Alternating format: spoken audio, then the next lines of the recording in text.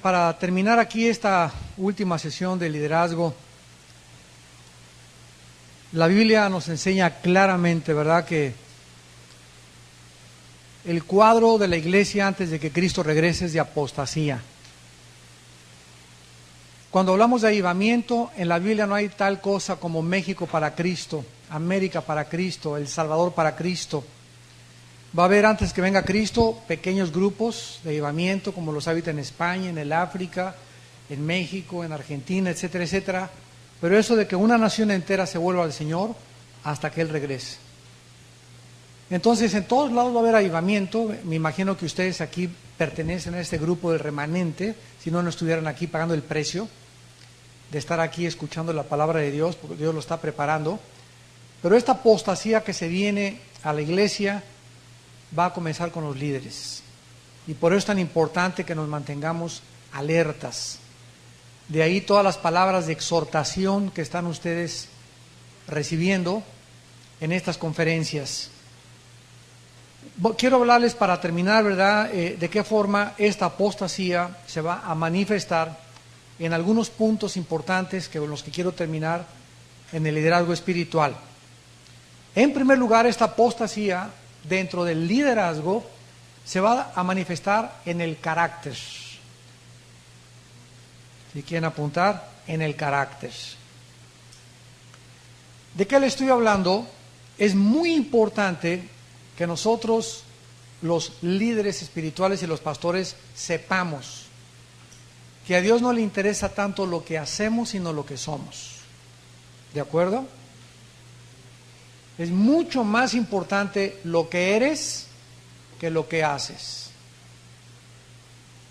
En el mensaje a la iglesia de Éfeso, en Apocalipsis 2, Cristo comienza diciéndoles: reconozco tu arduo trabajo, tu paciencia, que eres celoso de la doctrina, que has juzgado a los que no son apóstoles y los has encontrado mentirosos, etcétera, etcétera.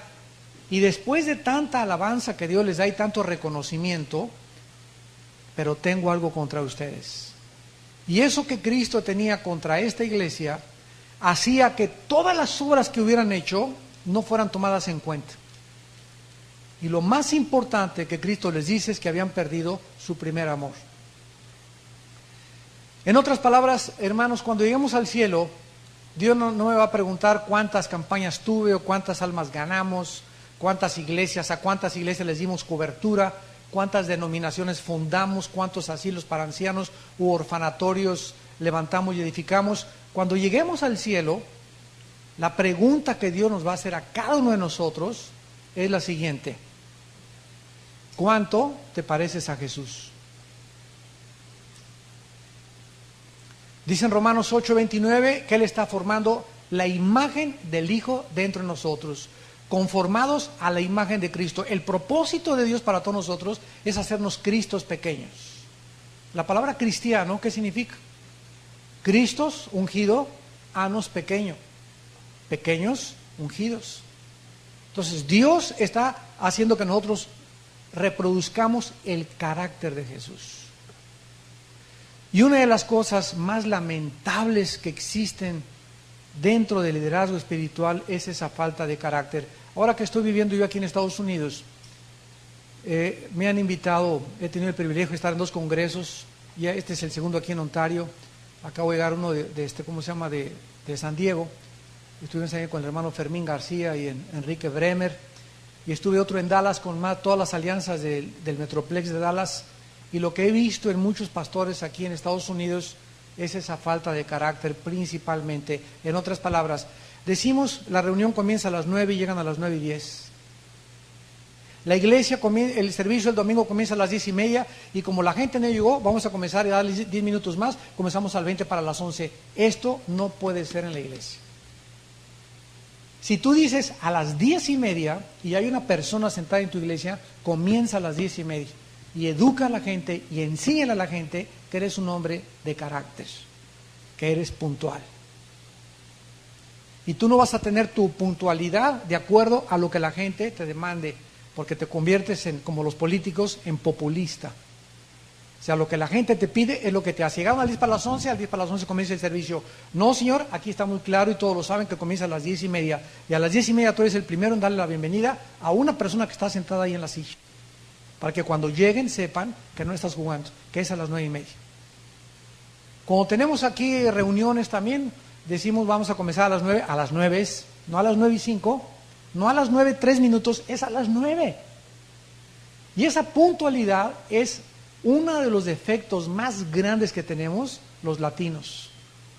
Siempre llegamos tarde a todos lados. Siempre somos impuntuales. A los estudios bíblicos, a la iglesia, llegamos al 10 para las 11, otros nomás llegan al mensaje, etcétera, etcétera. Pero nosotros no podemos ser así, tenemos que ser puntuales. Otra cosa dentro del carácter es que necesitamos una vida de disciplina personal para poder ser estudiantes de la palabra de Dios. ¿Cuál es nuestra prioridad en la vida cristiana? Ya lo dijo el pastor Olivares, nuestra prioridad es la palabra y la oración. ¿Qué necesito para poder ser un hombre de Dios? Darle la prioridad a la oración y a la palabra en la mañana. ¿Por qué en la mañana? Bueno, dice en Marcos 1:35 que siendo aún muy oscuro, el Hijo de Dios, que nos dejó ejemplo para que sigamos sus pisadas, se retiraba a un lugar desierto y allí oraba. Si Jesús escogió el primer tiempo de la mañana, la madrugada, para poder tener tiempo de estar con el Padre y después sanar, echar demonios, consolar y dar consejería, es porque es en la mañana que Dios ha diseñado que le pertenece en nuestro diezmo de tiempo. Si ustedes leen la vida de David, Salmo 5 en adelante, de mañana oirás mi voz, de mañana me presentaré delante de ti y esperaré. Es siempre Moisés, Josué, todos los grandes hombres de Dios, era en la mañana cuando buscaban a Dios. Y si tú no tienes tiempo en la mañana más que para Jesucito mío, mi dulce compañero, nos amparan, y saca la estampita de Juan Diego también, hasta te eches la bendición ahí con las estampitas, y te lees un devocional ahí de 5 o 10 minutos y te vas al trabajo y atiendes, comienzas sin que te des cuenta a enfriarte. ¿Saben ustedes cuál fue el primer problema de la iglesia en el libro de los Hechos? Hechos capítulo 6, un problema de prioridades. Las viudas de los hebreos y los judíos necesitaban que las atendieran y los apóstoles consideraron que no era justo que ellos entregaran a esos menesteres. Y dijeron, fuimos llamados a vivir de rodillas y estar en la palabra de Dios. Yo les digo a mis pastores en México, si ustedes no tienen ya una vida disciplinada de darle a Dios 2 o 3 horas mínimo en la mañana, de orar, llevas a los niños a la escuela, regresas a tu casa, te vas a tu oficina y estar 2 o 3 horas, que con la concordancia, que estas raíces hebreas, que estas griegas, que este libro, y paso 2 o 3 horas estudiando la Biblia, estudiando libros, haciendo comentarios, buscando en el internet cosas importantes. Si no le dedico el mayor tiempo de mi vida al estudio de la palabra, vamos a ser pastores mediocres. Que le vamos a dar a la gente un mensaje que preparé el sábado en la tarde a las carreras, o compré un libro de cómo hacer sermones, me fusilé ese sermón y eso es lo que les comparto a la gente. Y la gente va a comenzar a darse cuenta que tu alimento no es fresco. Necesitamos tener disciplina para poder tener devocionales. Disciplina para comenzar con puntualidad las cosas que nosotros tenemos. Necesitamos, en tercer lugar, dentro del carácter, ser responsables. ¿Qué significa responsables? Dignos de cumplir la tarea. Es lo que significa en el griego. Yo tengo un negocio y agarro a Pancho para que me dirija mi negocio. Pancho, me voy 3 meses a Europa. Quiero que cuando regrese pagues la nómina, pagues esto, pagues aquello, te encargues de la entrada, la seguridad de la fábrica, etcétera, etcétera. Y cuando yo regreso, me encuentro que Pancho no cumplió con las responsabilidades que yo le otorgué y le conferí. ¿Qué hago con Pancho? ¿Sabes una cosa? Que te haces a un lado, voy a buscar una persona en quien confiar. La palabra responsabilidad es la persona en quien confías. Dios nos ha dado a nosotros, los pastores, la responsabilidad, ya lo vimos, de alimentar primero a nuestra esposa. Es mi primera oveja. de tener una relación con ella, de ser caballero con ella, de vivir en santidad con ella, etcétera, etcétera, de alimentar a mi iglesia, de alimentar la casa de Dios. Y si Dios ve que yo estoy alimentando a mi iglesia y mi iglesia está creciendo y estoy obedeciendo a Dios, Dios me da más. Es un principio inequívoco e inevitable en el reino de Dios. Al que no tiene, aún lo que no tiene se le será quitado. Y al que tiene, se le dará aún más de lo que tiene. En segundo lugar, necesitamos un corazón quebrantado. Dice en el Salmo 34, 18, el corazón contrito y humillado, tú, Señor, lo ves. Hermanos amados, un corazón quebrantado. ¿Qué quiero decirles con esto? Todos nosotros, los pastores, vamos a sufrir traiciones, desilusiones, chismes, calumnias, rumores que tienen el propósito de quebrantarnos. Tienen el propósito de hacernos así, como pulgas, donde nos damos cuenta que no es cierto lo que están diciendo de mí. Sin embargo, Padre, te alabo y yo sigo, y yo sigo, y yo sigo. Y vienen las flechas, y vienen las lanzas, y vienen las cachetadas, y si Dios ve que no me amargo, entro a Canaán. El veneno más grande de un pastor es que las circunstancias adversas que él ha atravesado amarguen su carácter. Quedas automáticamente descalificado. Y ahí tenemos un grandísimo ejemplo en la Biblia a José. Rechazado por su familia, vendido en un país lejano, metido a la cárcel por serle fiel a Dios en su pureza sexual. Y después de todas estas cosas, él en la cárcel pudo haber dicho, ¿para qué estoy aquí? ¿Para qué soy cristiano? En un país lejano, sin una cultura, sin hablar el idioma, y estoy sufriendo, etcétera, etcétera. Y cuando Dios vio que ya José estaba así, y Dios le ponía más y más presión, hasta que lo hizo como Dios quiso, entonces ahí Dios volcó su poder en él, lo sacó del pozo de la desesperación, lo sacó de la cárcel y lo puso en el nivel de gobierno. Dios quiere que nosotros lleguemos a gobernar. Para eso nos está preparando Dios, para gobernar aquí y en la otra vida. Porque en la otra vida, dice en Apocalipsis 20, y vi tronos y los que fueron dignos de sentarse en ellos. O sea, no todos los cristianos vamos a gobernar en la otra vida, sino los que en esta vida aprendieron primero a gobernarse a sí mismos y a gobernar a los demás. Entonces, es importante que nosotros entendamos que la amargura nos descalifica. Dice Hebreos 12:15, que la persona amargada deja de alcanzar la gracia de Dios. Además, las personas amargadas contaminan a todos los que se acercan con ellos. ¿Y cuál es el síntoma o la característica de una persona amargada para que la detectas? Son las personas que todo absolutamente lo critican. ¿Llovió? Está lloviendo. ¿Hay sol? Porque hace sol. Nunca están contentos con nada, nunca están satisfechos con nada, siempre están queje y queje y queje y hable y hable y hable y hable. Y cuando nosotros estamos amargados, comenzamos a alejarnos de Dios. José, al final de su vida, en Génesis 50, cuando volteó para atrás y entendió que todo el curso de su vida, ser vendido, rechazado, calumniado, traicionado, formaba parte de su entrenamiento para que él pudiera convertirse en el puente para atraer a su familia e introducirla en Egipto cuando había mucha falta de comida. Dijo lo siguiente: lo que ustedes buscaron para mí, para el mal, Dios lo convirtió para el bien. Yo le contaba el otro día a un hermano, de mí no se imaginan lo que ha hablado la gente. Gracias a Dios que lo único que me falta es que me digan que pertenezco al club de Juan Gabriel. Ya no nos falta eso, ¿verdad? Que me digan que cuando camino se me cae el billete. Han dicho que me he casado 3 veces, que 4 veces. Bueno, han dicho, pero y deshecho. Y durante años así fueron lanzas y lanzas y yo tuve que aguantar y aguantar y reírme, ¿verdad? ¿Por qué? Porque Dios me indica. Finalmente, ¿quién es el que nos sostiene?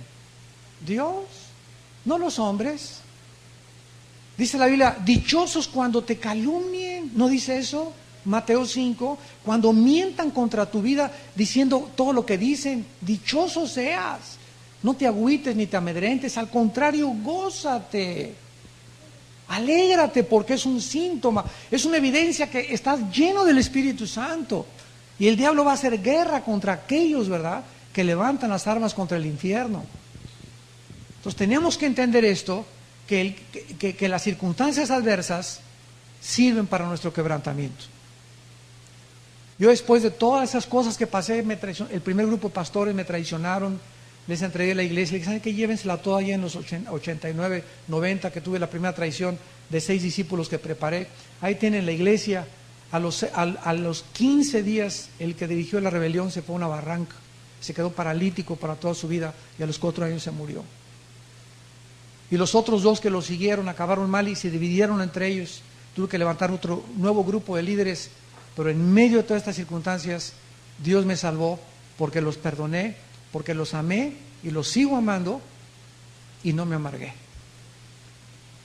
Se los digo con todo mi corazón. En tercer lugar, la apostasía viene también cuando no hay amor sincero por las ovejas y te conviertes en un profesional del ministerio.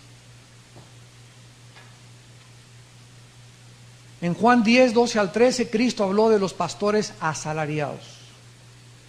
¿Qué quiero decirles? Hay pastores que se acostumbran al sueldo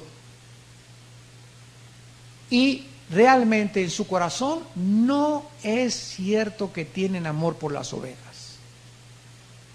Yo mientras más viajo, más descubro menos pastores que aman sinceramente a sus ovejas, que verdaderamente velan por ellas, que oran por ellas, que cuando hay un problema, si es necesario, van a su casa con ellas a orar.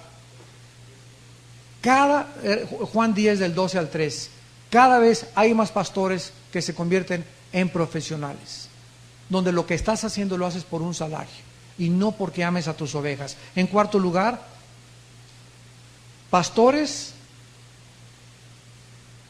sin sana doctrina. Ya Chuy había mencionado bastante acerca de lo importante que es la doctrina.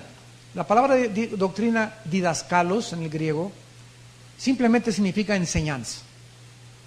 Le dice Pablo a Timoteo en 1 Timoteo 1:3, te rogué que te quedaras en Éfeso para que mandases a algunos que no enseñen diferente doctrina. 1 Timoteo 3:6. No un neófito, no sea que envaneciéndose caiga en la condenación del diablo. 2 Timoteo 2:15. Procura con diligencia presentarte a Dios como un varón aprobado, que no tiene que avergonzarse, que usa bien la palabra de verdad.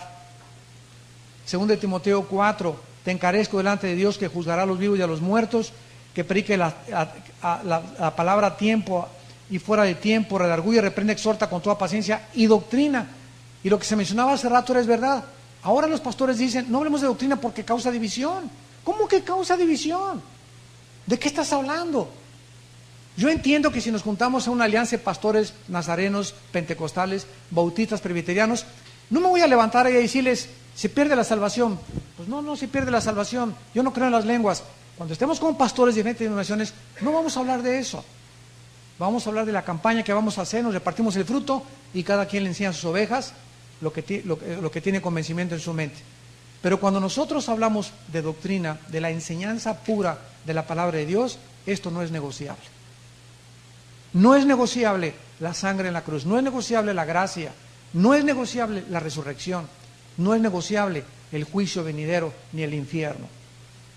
Es que crees en lenguas, que no crees en lenguas, que crees que los cristianos tienen demonios, que no crees que tienen los cristianos demonios, que crees que se caen al suelo, otros que creen que no caen al suelo, unos que fue el diablo, otros que no fue el diablo. Todo eso, ¿verdad? Se puede discutir lo que tú quieras, pero hay doctrinas no negociables. Ahora, hermanos en Cristo, no levanten la mano. ¿Cuántos de ustedes tienen Timoteos? Yo siempre les pregunto a los pastores, ¿dónde están tus hombres? ¿De qué me habla, hermano? ¿Cuántos hombres tienes en tu iglesia, 2 o 3 o 4 o 5, que tú estés discipulando 2 o 3 veces a la semana?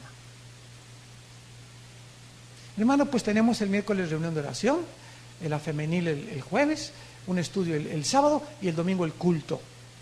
Y descubres que hay pastores que no dan ni 3 estudios bíblicos a la semana. Estoy hablando de discipulados. Discipulados. ¿Qué hizo Cristo en los 3 años y medio que tenía de vida? ¿Qué hizo? Concentró, se enfocó en 12 hombres para desayunar, comer, cenar y dormir con ellos. 3 años y medio, predicaba a las multitudes y agarró a las mujeres samaritanas y le predicó a un hombre llamado Nicodemo, pero su concentración, su enfoque, su blanco de su ministerio fue reproducir su carácter en 12 hombres. Uno le falló y fue sustituido. Y ejemplo nos dejó para que sigamos sus pisadas. Y ahora los pastores no discipulan a nadie. La oración el miércoles, la femenil el jueves, el varonil el viernes, el domingo el culto y el sábado y el domingo otro culto. Pero no están discipulando. No te agarras a 2, 3 muchachos que tú sabes que tienen el potencial de ser predicadores y lo pasaste aquí al frente a levantar la ofrenda. Nosotros en la iglesia en México lo que hacemos es, a todos los que son coordinadores, les damos la oportunidad de pasar a levantar la ofrenda o de que hagan un devocional en la iglesia el domingo para verlos. Se les ve, lo notamos cuando comunican la verdad, cuando se dirigen a la gente, cuando tienen gracia con la gente y nos comenzamos a concentrar en ellos. A ver, ese aparte y ese aparte. 4 o 5 me voy a dedicar a esos 4 o 5 porque veo en ellos el potencial de los futuros pastores de aquí, de esta iglesia. Ahora, si tú no estás reproduciéndote en 1 o 2 hombres, te hago una pregunta. ¿Por qué le pides a Dios que tu iglesia crezca a 500 personas? ¿Qué vas a hacer cuando tengas 500 personas y tú te vayas de viaje 15 días? ¿A quién se la vas a dejar encargada? ¿A Walter Mercado? ¿Por qué crees que no ha crecido tu iglesia? Porque no tienes pilares y columnas de la verdad. ¿Quiénes son los pilares, los varones, los discípulos que tú has discipulado? Nosotros, gracias a Dios, que nos pudimos venir a Dallas después de 25 años de entrenar líderes en México. Yo tengo mis 13 pastores que son mis amigos, somos amigos entre nosotros. Yo le decía hoy en la mañana a David, que me recogió en el aeropuerto, no me hables de usted.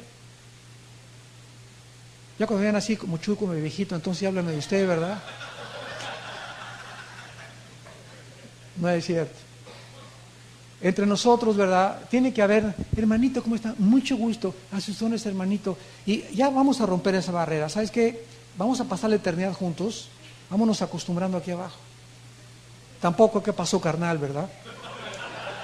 No te mandes, ¿verdad? Ya después de un año de conocernos, ya como Chuy y yo nos llevamos, ¿verdad? Pero ¿sabes qué? ¿Cómo está? Háblame de tú, ¿sabes? Armando, ¿cómo estás? ¿Qué pasó, David? Somos pastores, pero somos amigos también. Y más entre nosotros como pastores. Necesitamos romper todas las barreras y prejuicios sociales y cómo está hermanito y cuál hermanito, ¿qué? Véngase para acá mi hermano. Y necesitamos muchas veces alguien con quien llorar, alguien con quien recargar nuestra cabeza y llorarle en el hombro. Y no nos encontramos por tantos prejuicios y ¿cómo estás? De gloria en gloria, hermano. Cálmate, Habacuc.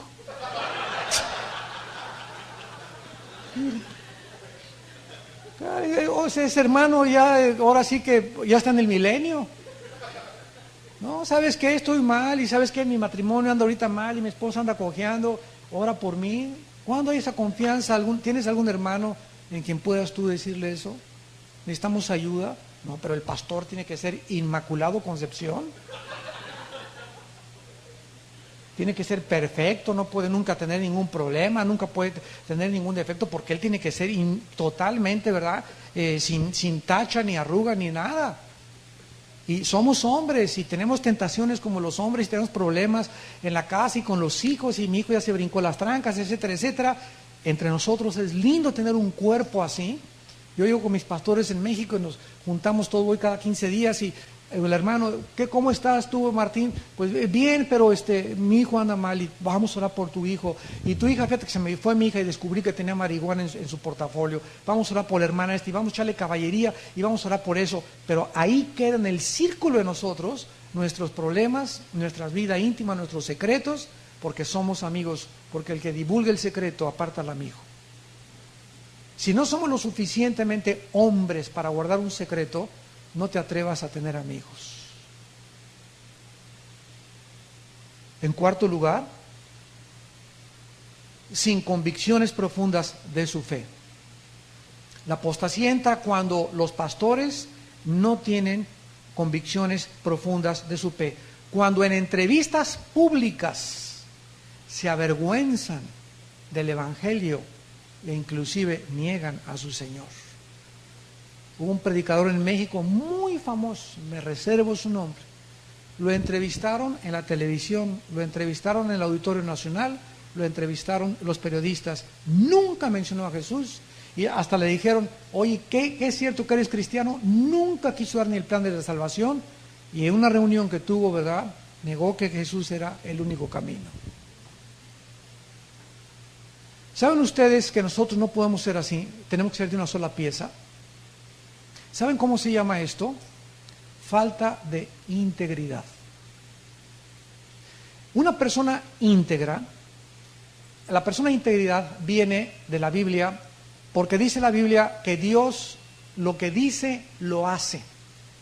Una persona íntegra es aquella persona que lo que dice, lo vive. Si yo digo algo y no lo vivo, me comienzo a desintegrar mi personalidad.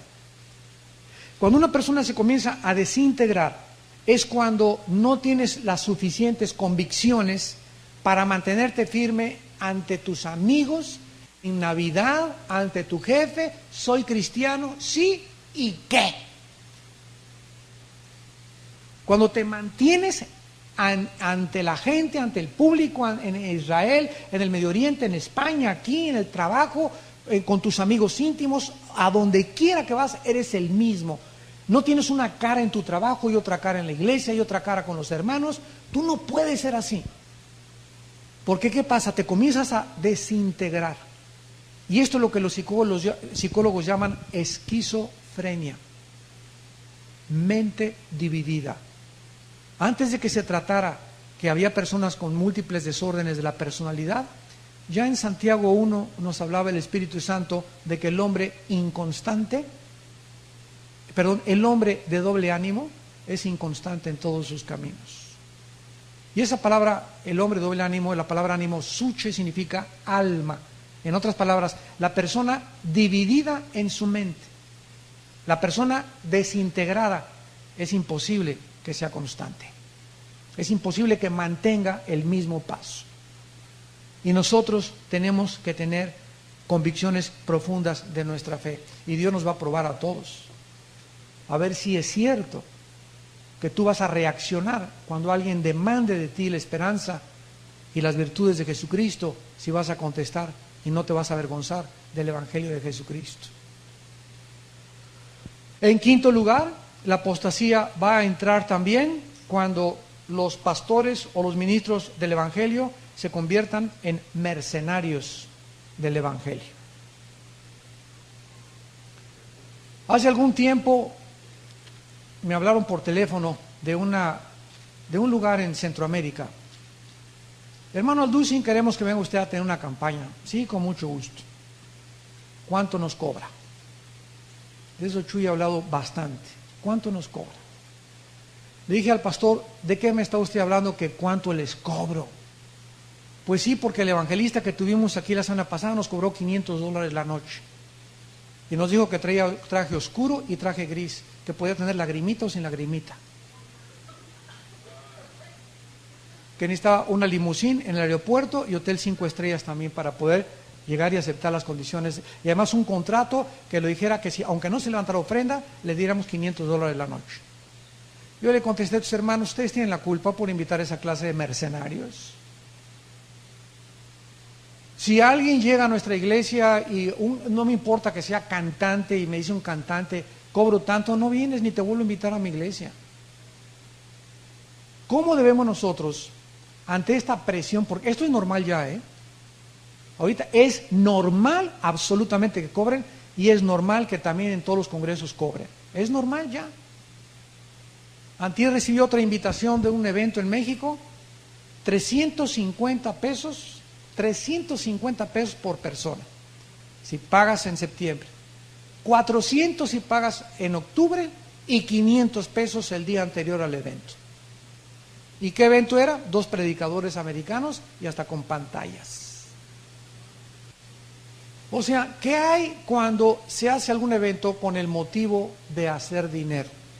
Se perdió el amor al Evangelio. Cuidado cuando cualquier evento que hagamos nosotros tenga el propósito, la motivación de hacer dinero o para levantar fondos. En 1 Corintios 9, el apóstol Pablo, regresando a la pureza del Evangelio, dice el versículo 16, si anuncio el Evangelio, no tengo por qué gloriarme, porque me es impuesta necesidad, y ay de mí si no anunciar el Evangelio. Por lo cual, si lo hago de buena voluntad, recompensa tendré, pero si de mala voluntad, la comisión me ha sido encomendada. ¿Cuál es mi galardón? Que predicando el Evangelio presente gratuitamente el Evangelio de Cristo, para no abusar de mi derecho en el Evangelio. Gratuitamente. Imagínense ustedes que nos regresemos a los tiempos de Cristo. Y ahí por la Palestina, gran conferencia en la noche de Jesús y Juan el Bautista, 250 denarios la entrada. Estará aquí Santiago y Pablo y Pedro, 300 pesos la entrada.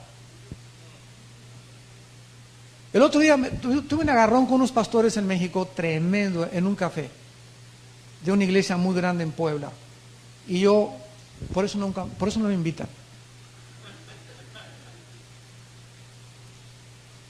Oye, Armando, que andas predicando estas cosas, sí, con mucho gusto, vamos a la palabra, nos sentamos ahí sin argumentar, sin calentar los ánimos, vamos a orar antes y vamos a abrir la Biblia y vamos a ver qué dice la Biblia.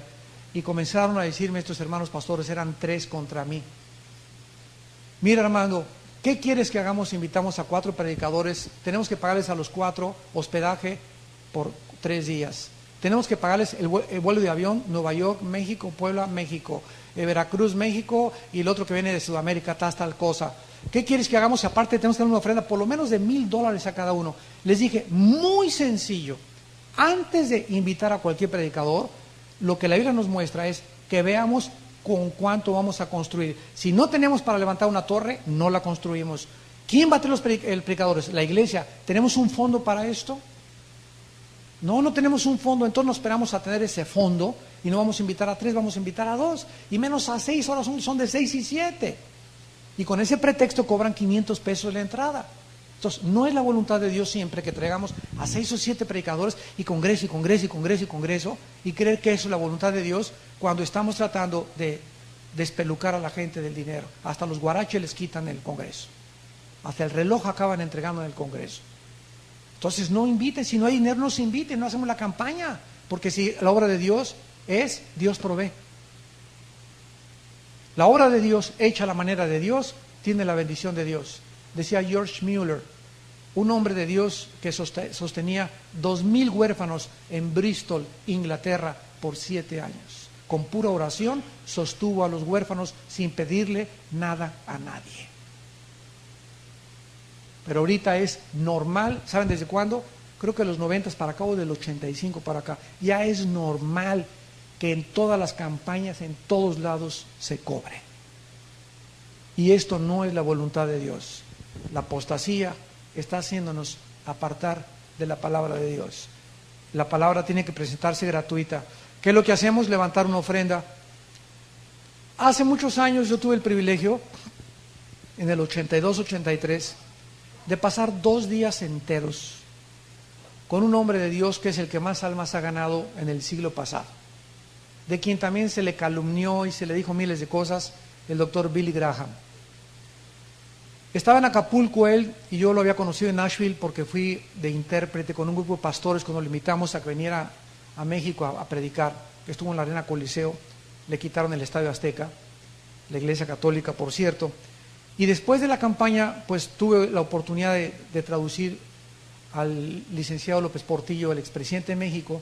Cuando entramos a Los Pinos, de ser el traductor del doctor Billy Graham, y él comenzó a mandarme correos para que cuando él llegara a Acapulco quería platicar conmigo. O sea, qué humildad de hombre, ¿no? Y, ¿quién soy yo para que este hombre se preocupe? Un predicarcillo que vivía en Acapulco, ahí andaba en aquel tiempo yo de misionero en la sierra, ahí comiendo tortillas duras y atún durante 3 años que fui misionero en la Sierra de Guerrero. Y me dice Billy Graham: quiero que vengas a mi casa, voy a estar 2 días en un departamento prestado en Acapulco, quiero que vengas a comer, a cenar y a desayunar con Ruth, con mi esposa y conmigo. Entonces fui con mi hermano y estuve los 2 días con él, todo el día ahí en la alberca con él, sentado con él, platicando con él, él orando por mí.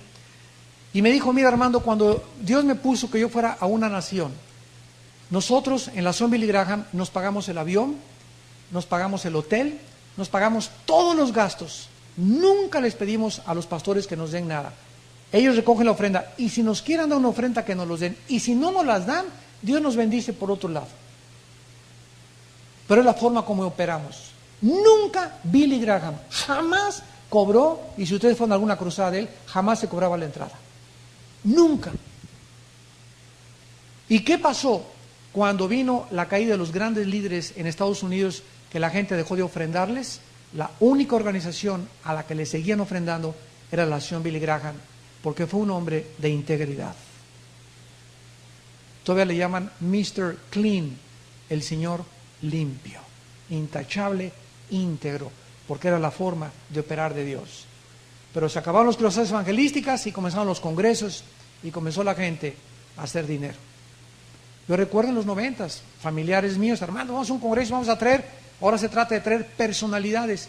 Mira, jala mucha gente y vamos a invitarlo, no porque Dios nos mande, sino porque jala mucha gente, y mientras más gente jala el predicador o el cantante que sea famoso, más cobramos, más lana nos entra, y todo tiene ese propósito de hacer dinero. ¿Vamos nosotros a regresar a la palabra de Dios?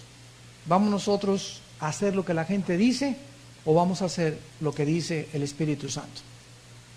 Y finalmente, los falsos profetas.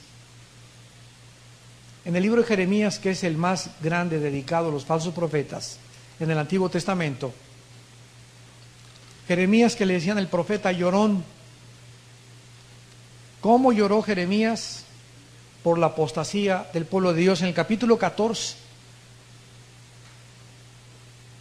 versículo 14, dice Jeremías: me dijo Jehová, falsamente profetizan los profetas en mi nombre. No los envié, ni les mandé, ni les hablé. Visión mentirosa, adivinación, vanidad y engaño de su corazón os profetizan. Hermanos, esto es bien delicado, y con esto quiero terminar. Las lenguas existen, claro que existen. El don de profecía existe, claro que existe. Los profetas existen, claro que existen.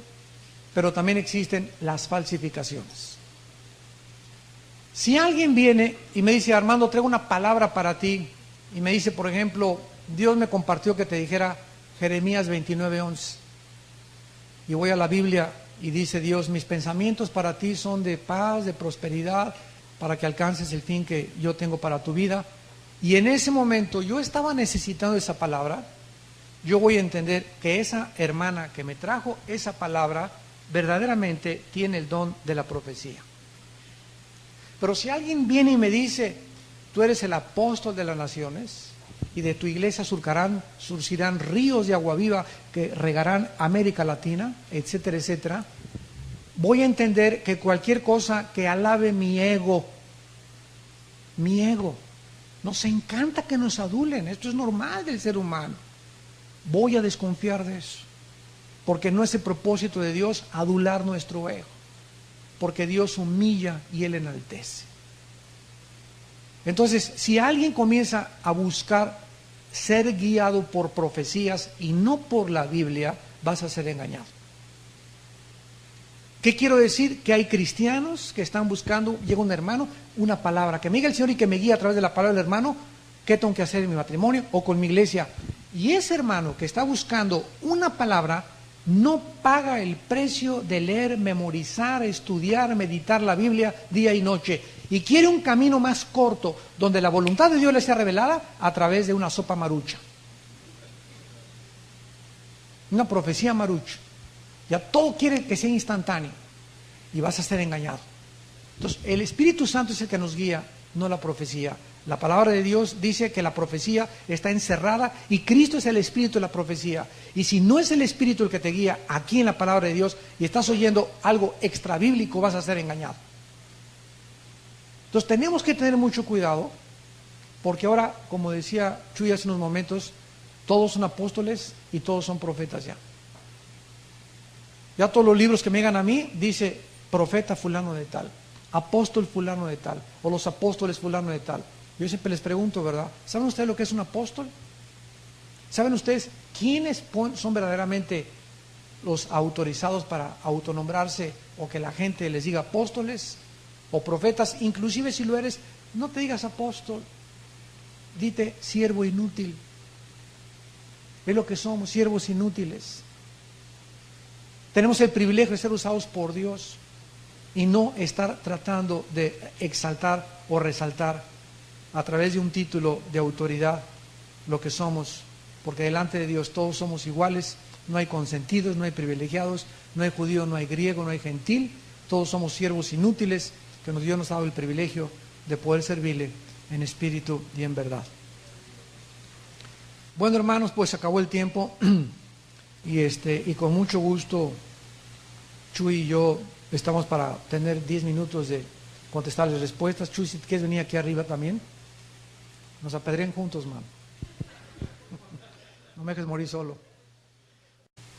Y una de las cosas más lamentables que existen dentro del liderazgo espiritual es esa falta de carácter. Ahora que estoy viviendo yo aquí en Estados Unidos, me han invitado, he tenido el privilegio de estar en 2 congresos, ya este es el segundo aquí en Ontario, acabo de llegar uno de San Diego, estuve enseñando con el hermano Fermín García y Enrique Bremer, y estuve otro en Dallas con todas las alianzas del Metroplex de Dallas, y lo que he visto en muchos pastores aquí en Estados Unidos es esa falta de carácter principalmente. En otras palabras, decimos la reunión comienza a las 9 y llegan a las 9:10.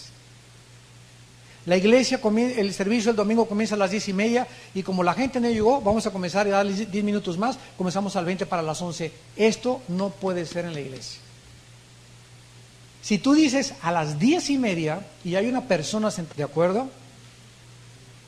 Es mucho más importante lo que eres que lo que haces.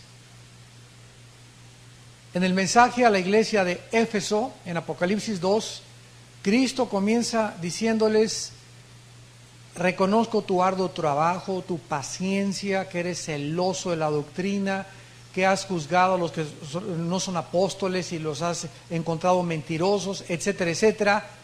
Y después de tanta alabanza que Dios les da y tanto reconocimiento, pero tengo algo contra ustedes. Y eso que Cristo tenía contra esta iglesia hacía que todas las obras que hubieran hecho no fueran tomadas en cuenta. Y lo más importante que Cristo les dice es que habían perdido su primer amor. En otras palabras, hermanos, cuando lleguemos al cielo, Dios nos, para terminar aquí esta última sesión de liderazgo, la Biblia nos enseña claramente, ¿verdad?, que el cuadro de la iglesia antes de que Cristo regrese es de apostasía.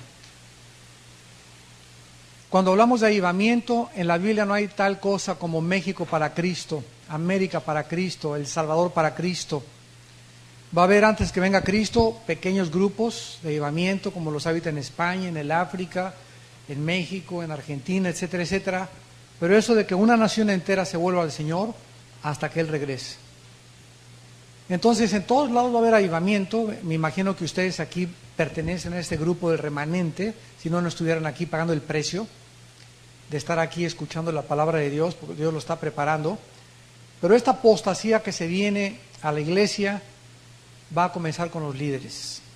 Y por eso es tan importante que nos mantengamos alertas.